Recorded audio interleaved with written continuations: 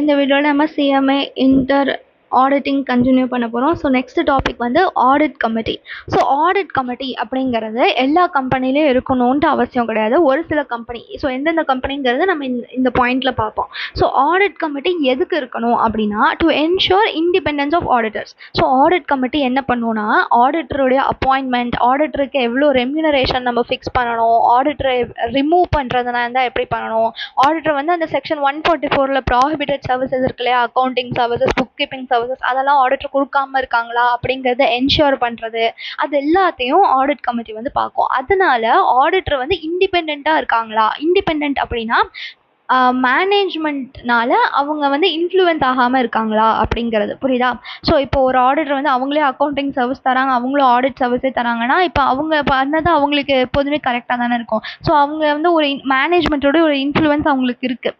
So அவங்க வந்து நான் பண்ண தப்புன்னு அவங்க சொல்லிட்டாங்கன்னா, மேனேஜ்மெண்ட் வந்து வேலையை விட்டு போங்கன்னு சொல்லிடணும். ஸோ அவங்களே accounting services and audit services ரெண்டுமே அவங்க பண்ணுறாங்கன்னா, அவங்க மேனேஜ்மெண்ட்னால இன்ஃப்ளூயன்ஸாக இருப்பாங்க. ஸோ ஆடிட் கமிட்டி வந்து அவங்க அந்த ஆடிட்டர் இண்டிபெண்ட்டாக இருக்காங்களா அப்படிங்கிறத என்ஷூர் பண்ணும். அப்புறம் எலிமினேட் கான்ஃப்ளிக்ட் ஆஃப் இன்ட்ரெஸ்ட்.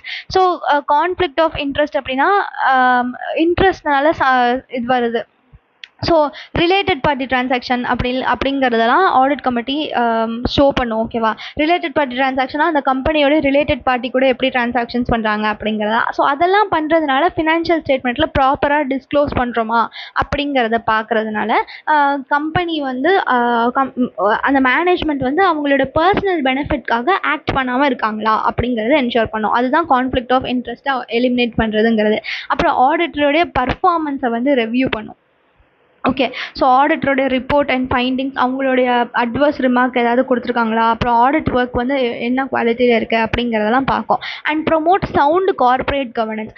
ஓவராலாக டிரான்ஸ்பரன்சினா எதையும் மறைக்காமல் எல்லாத்தையும் வெளிப்படையாக சொல்கிறது. ஸோ ஓவரால் ஃபினான்ஷியல் ரிப்போர்ட்டிங் ப்ராசஸ்லாம் எப்படி இருக்குது அப்படிங்கிறதெல்லாம் பார்த்து அது இம்ப்ரூவ் பண்ணுறதுனால ஷேர் ஹோல்டர்ஸ்க்கு வந்து கம்பெனி மேலே ட்ரஸ்ட் வந்து பில்ட் ஆகும். ஸோ அதுதான் இம்ப்ரூவ்ஸ் கார்ப்பரேட் கவர்னன்ஸ். அப்புறம் it was introduced as part of corporate governance reforms to reduce corporate fraud. So internal control அப்படிங்கிறதுலாம் இன்டர்னல் செக். இப்போ ஸோ ஒருத்தவங்க பண்ணுறத இன்னொருத்தவங்க வெரிஃபை பண்ணுறது. ஸோ ஒரே ஒரு ஆள் வந்து இப்போ ஃபிசிக்கல் ரெக்கார்ட்ஸ், எலக்ட்ரானிக் ரெக்கார்ட்ஸ் எல்லாத்தையும் ஒரே ஆள் மெயின்டைன் பண்ணுறாங்க, கேஷும் அவங்களே மெயின்டைன் பண்ணுறாங்க அப்படின்னா அதுக்கு ஃப்ராட் நடக்கிறதுக்கான சான்சஸ்லாம் அதிகம். ஸோ ஒரு இன்டர்னல் கண்ட்ரோல் சிஸ்டம் ஸ்ட்ராங்காக இருந்துச்சு அப்படின்னா செப்பரேட்டாக டிவிஷன் ஆஃப் ரெஸ்பான்சிபிலிட்டி அப்படிங்கிறது வந்து இருக்கும். ஸோ அந்த மாதிரி இருந்ததுன்னா ஃப்ராடை வந்து ரெடியூஸ் பண்ணுறதுக்கு இந்த ஆடிட் கமிட்டி வந்து ஹெல்ப் பண்ணுது. So main objective of audit committee அப்படின்ட்டு கேட்டாங்கன்னா, ஸோ ஃபர்ஸ்ட் ஆடிட் கமிட்டி பற்றி கொஸ்டின் கேட்டாங்கன்னா நீங்கள் ஜாலியாக எழுதி 7 மார்க்ஸ் வாங்கலாம். ஸோ அதில் ஃபர்ஸ்ட் பாயிண்ட் நீங்கள் என்ன பண்ணுவீங்கன்னா, ஏன் ஆடிட் கமிட்டி தேவை, இண்டிபெண்டன்ஸ் ஆஃப் ஆடிட்டர்ஸை இன்ஷூர் பண்ணும், கான்ஃப்ளிக்ட் ஆஃப் இன்ட்ரெஸ்ட்டை அவாய்ட் பண்ணும், இதெல்லாம் ஒரு பாயிண்ட்டாக, இது வந்து ஃபர்ஸ்ட் பாயிண்ட், இது செகண்ட் பாயிண்ட், அந்த மாதிரி நீங்கள் எழுதிக்கலாம். ஓகேவா. நெக்ஸ்ட்டு எந்தெந்த கம்பெனிலலாம் ஆடிட் கமிட்டி இருக்கணும், எல்லா கம்பெனிலையும் ஆடிட் கமிட்டி இருக்கணுமா அப்படின்னா இல்லை. ஆடிட் கமிட்டி லிஸ்டட் கம்பெனியாக இருந்துச்சுன்னா கண்டிப்பாக ஆடிட் கமிட்டி இருக்கணும். உங்களோட செக்யூரிட்டிஸை நீங்கள் ஸ்டாக் எக்ஸ்சேஞ்சில் லிஸ்ட் பண்ணியிருக்கீங்க உங்கள் கம்பெனியில் அப்படின்னா கண்டிப்பாக உங்கள் கம்பெனியில் ஆடிட் கமிட்டி இருக்கணும். ஓகே. ஸோ அது இல்லாமல் பப்ளிக் கம்பெனிஸோட பெய்டப் ஷேர் கேபிட்டல் 10 கோடி ஆஃப் மோர், டர்ன் ஓவர் 100 கோடி ஒரு மோர், டெட், ஓகே, லோன்ஸ், போரோவிங்ஸ், டெபெஞ்சர்ஸ், டெபாசிட்ஸ் 50 கோடி ஒரு மோர். ஸோ ஆடிட் கமிட்டி எந்தெந்த கம்பெனிலாம் இருக்கணும், எல்லா லிஸ்டட் கம்பெனிலையும் இருக்கணும். Public கம்பெனினா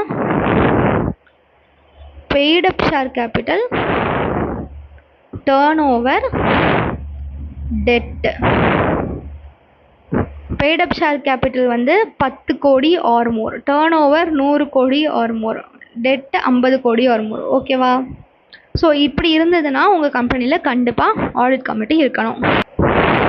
okay. ஸோ ஆடிட் கமிட்டியில் யாரெல்லாம் இருக்கணும் அப்படின்னா, ஆடிட் கமிட்டியில் மினிமம் 3 டைரக்டர் இருக்கணும், மெஜாரிட்டி வந்து இண்டிபெண்ட் டைரக்டர்ஸாக இருக்கணும். அப்புறம் அந்த ஆடிட் கமிட்டியில் இருக்கிற எல்லா மெம்பர்ஸுமே வந்து சேர்பர்சன் இன்க்ளூடிங் சேர்பர்சன், ஆடிட் கமிட்டியில் எல்லா மெம்பர்ஸும் ஃபினான்ஷியலி லிட்ரேட்டாக இருக்கணும். ஃபினான்ஷியலி லிட்ரேட் அப்படின்னா அவங்களால ஃபினான்ஷியல் ஸ்டேட்மெண்ட்ஸை, ஒரு பேலன்ஸ் ஷீட்டை படித்தா அதனால் அவங்களுக்கு வந்து அதை புரிஞ்சுக்க முடியும் அப்படிங்கிற ஒரு எபிலிட்டி இருக்கணும். அவங்கள ஒரு இன்ஜினியரையோ இல்லை ஒரு கலெக்டரையோ நீங்கள் வந்து ஆடிட் கமிட்டியோட மெம்பராக போடலாமா அப்படின்னா நீங்கள் அதை யோசிச்சுட்டு போகணும். மெஜாரிட்டி ஆஃப் த மெம்பர்ஸ் வந்து ஃபினான்ஷியலே லிட்ரேட்டாக இருக்கணும். ஃபினான்ஷியல் ஸ்டேட்மெண்ட்ஸை அண்டர்ஸ்டாண்ட் பண்ணிக்கிறதுக்கான ஒரு தகுதி இருக்கணும் ஆடிட் கமிட்டியோட மெம்பர்ஸ்க்கு. ஓகேவா? ஸோ காம்போசிஷன் ஆஃப் ஆடிட் கமிட்டியில் யார் இருப்பாங்க? மினிமம் 3 டைரக்டர் இருப்பாங்க. மெஜாரிட்டி ஆஃப் த டைரக்டர் வந்து இண்டிபெண்டன்ட் டைரக்டராக இருப்பாங்க. அப்புறம் majority of the members of the audit committee including chairperson வந்து ஃபினான்ஷியலி லிட்ரேட்டாக இருப்பாங்க. Okay, so first point main purpose of audit committee. Next எந்தெந்த கம்பெனியில் ஆடிட் கமிட்டி இருக்கணும், அப்புறம் ஆடிட் கமிட்டியில் யார் யார் இருக்கணும், நெக்ஸ்ட் ஆடிட் கமிட்டி என்ன பண்ணும் அப்படின்னா ஆடிட்டரோட appointment, remuneration, terms of engagement அதுக்கான ரெக்கமெண்டேஷன் பண்ணும். ஓகே, ஸோ அந்த கம்பெனியோடைய ஆடிட்டரை வந்து அப்பாயிண்ட் பண்ணுறதுக்கு, அவங்களுக்கு ரெம்யூனரேஷன் ஃபிக்ஸ் பண்ணுறதுக்கு, அண்ட் அவங்க கூட நம்ம ஒரு கான்ட்ராக்டில் என்டர் ஆகும்ல அந்த கான்ட்ராக்டோடைய டேர்ம்ஸ் அதெல்லாம் ஆடிட் கமிட்டி ரெக்கமெண்ட் பண்ணும். அப்புறம் ஆடிட்டர் இண்டிபெண்ட்டாக இருக்காங்களா அப்படிங்கிறத ரெவ்யூ பண்ணும். அவங்களோட பர்ஃபார்மன்ஸையும் ரெவ்யூ பண்ணும். அப்புறம் financial statements and audit report கரெக்டாக இருக்கா அப்படிங்கிறத எக்ஸாமின் பண்ணும். அப்புறம் ரிலேட்டட் பார்ட்டி டிரான்சாக்ஷன், அந்த கம்பெனியோடைய ரிலேட்டட் பார்ட்டி டிரான்சாக்ஷன்ஸ் வந்து இருந்துச்சுன்னா அதை வந்து அப்ரூவ் பண்ணும், இல்லைனா மாடிஃபை பண்ணும். Scrutiny of inter corporate loans and advances, ஒரு கம்பெனி இன்னொரு கம்பெனிக்கு லோன் கொடுக்குது அப்படின்னா அதை வந்து சரி பார்க்கும். அப்புறம் valuation of assets or undertakings of the company where necessary. Evaluation of internal financial controls and risk management system. அந்த இன்டர்னல் கண்ட்ரோல்னா என்ன அப்படிங்கிறத நான் சொன்னேன். ஒருத்தரோட வேலையை இன்னொருத்தவங்க வந்து செக் பண்ணுறது, டிவிஷன் ஆஃப் ரெஸ்பான்சிபிலிட்டி இருக்கிறது, மேனேஜ்மெண்ட்டோட அப்ரூவல் இருக்கிறது, அதெல்லாம் தான் ஒரு நல்ல இன்டர்னல் கண்ட்ரோல் சிஸ்டம் அப்படிங்கிறத சொல்லுவோம். ஸோ இன்டர்னல் கண்ட்ரோல் சிஸ்டம் கரெக்டாக இருக்காங்கிறத ஆடிட் கமிட்டி பார்க்கும். அப்புறம் பப்ளிக் ஆஃபர் மூலயமா நம்ம ஃபண்ட்ஸ் ரைஸ் பண்ணுவோம்ல, அதை வந்து எப்படி யூஸ் பண்ணுறோம் அப்படிங்கிறது. பப்ளிக்கோட பணத்தை நம்ம மிஸ்யூஸ் பண்ணாமல் இருக்கோமா? ஸோ பப்ளிக்டேருந்து ஃபண்டை ரைஸ் பண்ணுறத நம்ம அதோட எண்ட் யூஸ் வந்து என்ன அப்படிங்கிறத பார்க்கும். ஓகே, இதெல்லாம் தான் functions of audit committee. Powers of audit committee அப்படின்னா ஆடிட்டர்கிட்ட போயிட்டு நீங்கள் வந்து உங்களுடைய கருத்தை சொல்லுங்கள், என்ன பற்றியான கருத்தை சொல்லுங்கள், அந்த கம்பெனியோட இன்டர்னல் கண்ட்ரோல் சிஸ்டம் எப்படி இருக்குன்னு சொல்லுங்கள், ஆடிட்டோடைய ஸ்கோப், ஆடிட் எந்தெந்த ஏரியாஸ் எல்லாம் கவர் பண்ணியிருக்குங்கிறத சொல்லுங்கள், நீங்கள் என்ன கண்டுபிடிச்சிங்க அப்படிங்கிறத சொல்லுங்கள். கம்பெனியோட இன்டர்னல் கண்ட்ரோல் சிஸ்டம் பற்றி சொல்லுங்கள், ஆடிட் எந்தெந்த ஏரியாஸ்லாம் கவர் பண்ணியிருக்குன்னு சொல்லுங்கள், நீங்கள் என்ன கண்டுபிடிச்சிங்க அப்படிங்கிறத சொல்லுங்கள். ஓகே, போர்டுக்கு சப்மிட் பண்ணுறதுக்கு முன்னாடி ஆடிட் கமிட்டிக்கிட்ட சொல்லிவிட்டு சப்மிட் பண்ணுங்கள் அப்படின்ட்டு ஆடிட் கமிட்டி வந்து அந்த கம்பெனியோடைய ஆடிட்டர்கிட்ட சொல்லும். ஓகேவா? So, to investigate any matter within its terms of reference and seek professional advice if necessary. So, audit committee வந்து ஒரு லாயரையோ இல்லை வேறு ஏதாவது ஒரு சார்ட்டர்ட் அக்கௌண்டண்ட்டையோ காஸ்ட் அக்கௌண்டண்ட்டையோ இல்லை வேல்யூவேஷன் பண்ணுறவங்கள்ட்டையோ ஹெல்ப் கேட்கறது, ப்ரொஃபஷ்னல் அட்வைஸ் கேட்கறதுக்கான பவர் வந்து ஆடிட் கமிட்டிக்கு இருக்குது. ஸோ கம்பெனியோடைய ரெக்கார்ட்ஸ்க்கு ஃபுல் ஆக்சஸ் ஆடிட் கமிட்டி வந்து வச்சுக்கலாம். ஸோ கம்பெனியோடைய மினிட்ஸ் ஆஃப் மீட்டிங் இல்லை அதோடைய அக்கௌண்ட்ஸ் எல்லாத்துக்கான ஃபுல் ஆக்சஸும் ஆடிட் கமிட்டிக்கு வந்து உண்டு. Okay, so whistle blowing mechanism அப்படின்னா என்னென்னா, ஒரு கம்பெனியோட அந்த கம்பெனியோடைய எம்ப்ளாயீஸ், அந்த கம்பெனிக்குள்ளேயே இருக்கிற எம்ப்ளாயீஸ் வந்து அந்த கம்பெனி வந்து ஒரு அன்எத்திக்கலாக இருக்குது, அது கம்பெனி தப்பு பண்ணுது அப்படின்னா அதை ரிப்போர்ட் பண்ணுறதுக்கான ரைட் வந்து அந்த எம்ப்ளாயீஸ்க்கு இருக்குது. அந்த எம்ப்ளாயீஸ் வந்து பயந்துக்க வேணாம், நான் ஒரு வேளை நம்ம கம்பெனியை பற்றியே நம்ம தப்பாக சொல்லிட்டோம்னா நம்மளோட வேலை போயிருமா அப்படின்லாம் பயந்துக்க வேணாம். ஓகேவா? அதுதான் விசில் ப்ளோயிங் மெக்கானிசம் அப்படிங்கிறது. ஸோ யார் வந்து கம்பெனியில் இருக்கிற ஃப்ராடு, கரப்ஷன், அன்எத்திக்கல் பிஹேவியரை பற்றி சொல்கிறாங்களோ அவங்க தான் வந்து விசில் ப்ளோவர். ஓகேவா? ஸோ ஆடிட் கமிட்டி வந்து விசில் ப்ளோயிங் மெக்கானிசம் வந்து இன்ட்ரடியூஸ் பண்ணியிருக்கு. Okay, so listed company and prescribed class of company, அதுதான் நம்ம இங்கே பார்த்தோம். ப்ரிஸ்கிரைப்டு கிளாஸ் ஆஃப் கம்பெனினா இந்த 10 கோடி வருமோ, 100 கோடி வருமோ, 50 கோடி வருமோ, அதுதான் prescribed class of company. Listed கம்பெனியில் ஒரு விஜில் மெக்கானிசம் இருக்கணும். அது என்னது அப்படின்னா, to report genuine concerns without fear of victimization. So அந்த பர்சன் ரிப்போர்ட் பண்ணுறாங்களே அவங்க வந்து அவங்களுக்கு ஒரு ப்ரொடெக்ஷன் உண்டு. அவங்க வந்து ஒரு வேளை நம்ம வேலை போயிருமோ, நம்மளை வந்து விக்டிம்னு சொல்லிடுவாங்களோ அப்படிங்கிற மாதிரி அவங்க பயப்பட வேணாம். இப்போ நீங்கள் தான் ஒரு கம்பெனியோட எம்ப்ளாயின்னு வச்சுக்கோங்க, உங்கள் மேலே இருக்கிற ஒரு அத்தாரிட்டி, உங்களுடைய பாஸ் வந்து லஞ்சம் வாங்குறாங்க, அதை வந்து நீங்கள் ரிப்போர்ட் பண்ணுறதா நினைக்கிறீங்க, நீங்கள் போய் அதை பற்றி கம்ப்ளைண்ட் பண்ணணுன்னு நினைக்கிறீங்க. ஒருவேளை நான் அப்படி கம்ப்ளைண்ட் பண்ணுறேன்னா எனக்கு வேலை போயிருமோ அப்படின்னு நீங்கள் ஒரி பண்ண வேண்டாம். அதுதான் வித்தவுட் ஃபியர் ஆஃப் விக்டிமைசேஷன் அப்படிங்கிறது. உங்களுடைய ஐடென்டிட்டியை வந்து கான்ஃபிடென்ஷியலாக வச்சுப்பாங்க audit committee.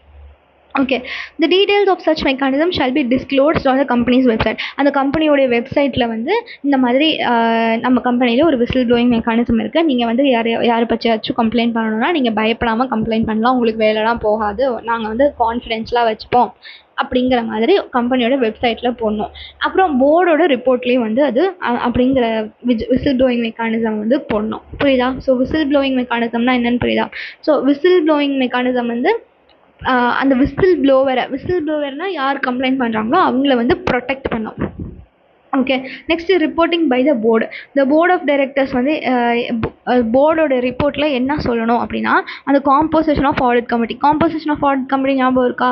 Composition of audit கமிட்டியில் என்ன படித்தோம்? Minimum 3 director, majority shall be independent director, அப்புறம் majority of the members shall be the ability to read and understand the financial statement அப்படின்னு படித்தோம்ல. அந்த composition of the audit committee பற்றி board ரிப்போர்ட்டில் இருக்கணும். And provide reasons for any non acceptance of its recommendations. அந்த அது வந்து ரெக்கமெண்டேஷன்லாம் பண்ணலாம். Appointment of auditor, remuneration of auditor, அதெல்லாம் பற்றி ரெக்கமெண்ட் பண்ணலாம். அதை ஏதாச்சும் கம்பெனி அக்செப்ட் பண்ணல அப்படின்னா, ஏன் ஆடிட் கமிட்டியோட ரெக்கமெண்டேஷனை நம்ம அக்செப்ட் பண்ணல அப்படிங்கிறத போர்டு ரிப்போர்ட்டில் வந்து கொடுக்கணும். ஓகே. ஸோ அவ்வளோதான் ஆடிட் கமிட்டி.